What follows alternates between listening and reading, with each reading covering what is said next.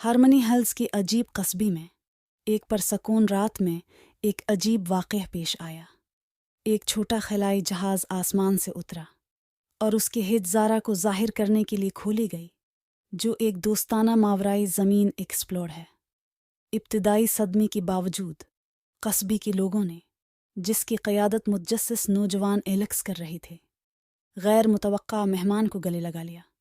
ذرا چمکتی ہوئی سبز جلد اور چمکتی ہوئی آنکھوں کے ساتھ ایک عالمگیر مترجم کے ذریعے بات چیت کی، جس نے زمین کی دوستی کے تصور کو سمجھنے کی خواہش کا اظہار کیا۔ حیرت زدہ الیکس نے زارا کو انسانی روابط کی ایک اوڈیسی پر رہنمائی کرنے کا فیصلہ کیا۔ ان کا پہلا پڑاؤ مقامی ڈنر تھا، جہاں زارا متنوع گفتگو اور کہفوں سے حیران رہ گئی۔ اس کے بعد وہ بچوں کی فٹ بال کی کھیل میں شامل ہوئی۔ زارا کی 4 ٹانگیں اس کھیل میں حیرت انگیز طور پر ماہر ثابت ہوئیں۔ دونوں نے کمیونٹی سینٹر میں ایک سینئر ڈانس میں بھی شرکت کی، جہاں زارا خوبصورتی سے فرش کے اوپر تیرتے تھے اور اپنی دوسری دنیاوی دلکشی سے بزرگوں کی دل موہ لیتی تھی۔ جیسے جیسے دن گزرتے گئی، زارا ہارمنی ہلز کی محبوب شخصیت بن گئی۔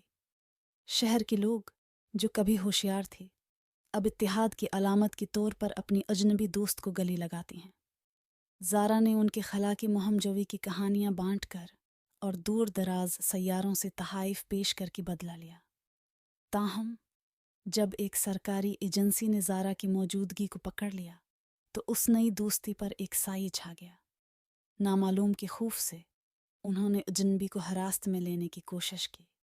یکجہتی کی دل دہلا دینے والی مظاہرے میں شہر کے لوگوں نے زارا کی حفاظت کے لیے ریلی نکالی، اپنی بندھنوں کی مضبوطی کا مظاہرہ کیا۔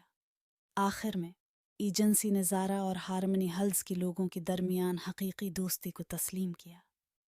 اجنبی زمین کی مہربانی سے چھو گیا، واپسی کے وعدوں کے ساتھ الوداع ہوا۔ جیسی ہے ان کا خلائی جہاز برہمانڈ میں بڑھتا گیا، اتحاد کا احساس ہارمنی ہلز میں ڈھلتا رہا، جو ان کے درمیان کھلنے والی ماورائی عرضی اوڈیسی سے ہمیشہ کے لیے بدل گیا۔